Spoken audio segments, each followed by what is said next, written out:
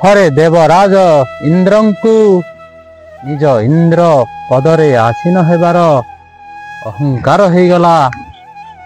ତେଣୁ ସେ ଭଗବାନ ବିଷ୍ଣୁ ତାଙ୍କର ଏହି ପ୍ରକାର ଗର୍ବ ଅହଙ୍କାରକୁ ଦମନ କରିବା ପାଇଁ ଦେବର୍ଷି ନାରଦକୁ ପଠାଇଲେ।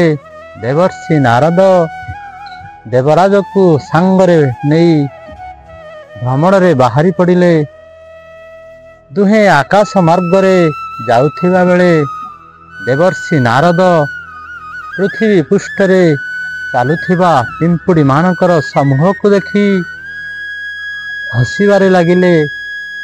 ତାଙ୍କୁ ଏପରି ହସୁଥିବାର ଦେଖି ଇନ୍ଦ୍ରଙ୍କର ଉତ୍ସୁକତା ବଢ଼ିଗଲା। ଆଉ ସେ ଦେବର୍ଷି ନାରଦଙ୍କୁ ତାଙ୍କ ହସିବାର କାରଣ ପଚାରିଲେ। ଦେବର୍ଷି ନାରଦ କହିଲେ, ଦେବରାଜ, ଏସବୁ ପିମ୍ପୁଡ଼ି ଚାଲୁଥିବା ପୃଥିବୀ ପୃଷ୍ଠରେ ଏସବୁ ପିମ୍ପୁଡ଼ି କୌଣସି ନା କୌଣସି ଜନ୍ମରେ ଇନ୍ଦ୍ର ପଦରେ ଆସିନଥିଲେ ଏବଂ ଆଜି ସେମାନଙ୍କୁ ଏପରି ମନୁଷ୍ୟତର ଯୋନିରେ ଭ୍ରମଣ କରୁଥିବାର ଦେଖି ମୋତେ ପ୍ରକୃତିର ଲୀଳା ଉପରେ ହସ ଲାଗୁଛି। ଇନ୍ଦ୍ର ଆଶ୍ଚର୍ଯ୍ୟ ହୋଇ କହିଲେ, ଏ କେମିତି ସମ୍ଭବ ଦେବର୍ଷି? ନାରଦ କହିଲେ, ଏହା ସମ୍ଭବ ଦେବରାଜ। ଏହି ସୃଷ୍ଟିରେ ଆତ୍ମାମାନେ କର୍ମ ଅନୁସାରେ ଗତି କରିଥାନ୍ତି ଏବଂ ସେହି ଅନୁସାରେ ବଡ଼ ପଦକୁ ବା ନିକୃଷ୍ଟ ଯୋନି ଗୁଡ଼ିକୁ ପ୍ରାପ୍ତି ହୋଇଥାନ୍ତି। ଏହା ହେଉଛି ପ୍ରକୃତିର ଲୀଳା।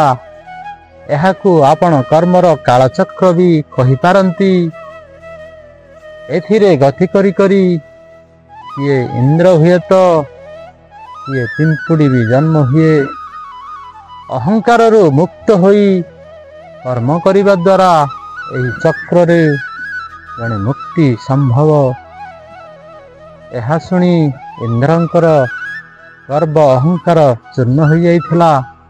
ଆଉ ସେ ନିଜର ଭୁଲ ବୁଝିପାରିଥିଲେ।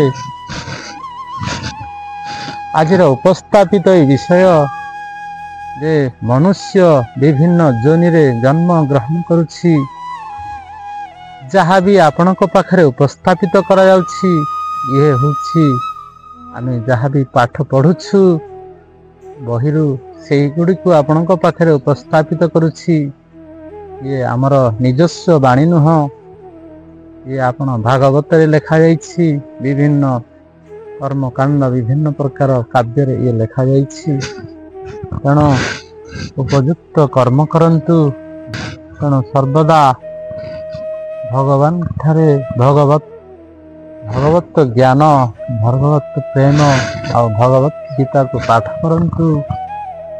ଆଉ ସର୍ବଦା ମନରେ ଗର୍ବ ଅହଙ୍କାରକୁ ଆଣନ୍ତୁ ନାହିଁ, ଯାହାକି ଆପଣଙ୍କୁ ଏ ନୀଚ ଯୋନିର ଜନ୍ମ ଦେବାର କାରଣ ହୋଇଥାଏ। ପାଳନ କରନ୍ତୁ।